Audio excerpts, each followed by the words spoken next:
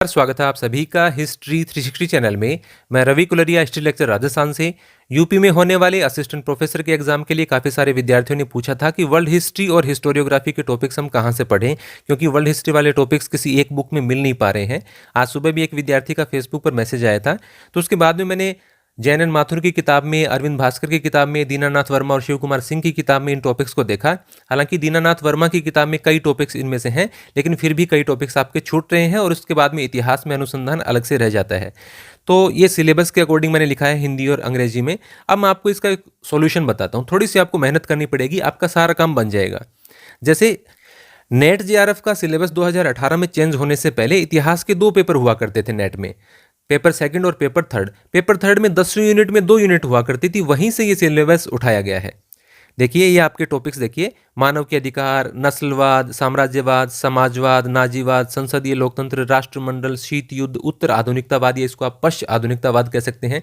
ये सारे टॉपिक्स आपके सिलेबस के अंदर हैं। फिर इसका जो बी पार्ट है इतिहास में अनुसंधान वाला, उसमें देखिए इतिहास का क्षेत्र और महत्व, इतिहास में वस्तुनिष्ठता एवं पक्षपात, आपके नाम दूसरा है, अंग्रेजी में वही है, बायस्ड सेम है ये, और इतिहास और उसके सहायक विज्ञान, ये तीनों टॉपिक आपके सिलेबस में है। क्षेत्र तथा मूल्य, वस्तुनिष्ठता तथा अभिनति, ये बायस्ड है, ये वही सेम ही टॉपिक है, उसमें कोई अंतर नहीं है। और इतिहास और उसके सहायक विज्ञान। तो आपको सिर्फ इतना करना है, या तो आपके पास पुरानी ये बुक होगी, या आपके किसी साथी के पास मिल जाएगी, या आप थोड़ा भी सर्च करेंगे तो अमेजोन वगैरह पर पुरानी बुक्स मिल जाती हैं। और आपको पेपर सेकंड थर्ड के लिए जो बुक आती थी वो आपको मंगवानी है, उसका खर्चा आपको करना पड़ेगा।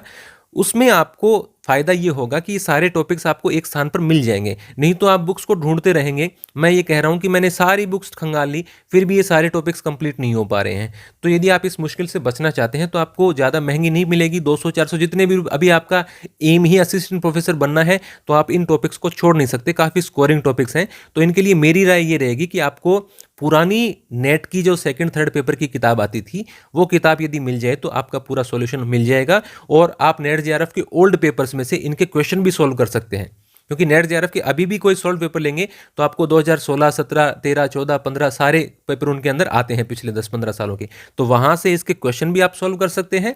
और एक ऐसी बुक लेकर जो पुरानी हो, उसके पुरानी सिलेबस के अकॉर्डिंग आप लेकर आप अपना सिलेबस भी कंप्लीट कर सकते हैं। तो ये जानकारी मैंने सोचा कि आपके लिए उपयोगी हो सकती है। आप कमेंट करके बता सकते हैं, आपकी कोई और दिक्कत है तो आप उसके बारे में पूछ सकते हैं। धन्यवाद।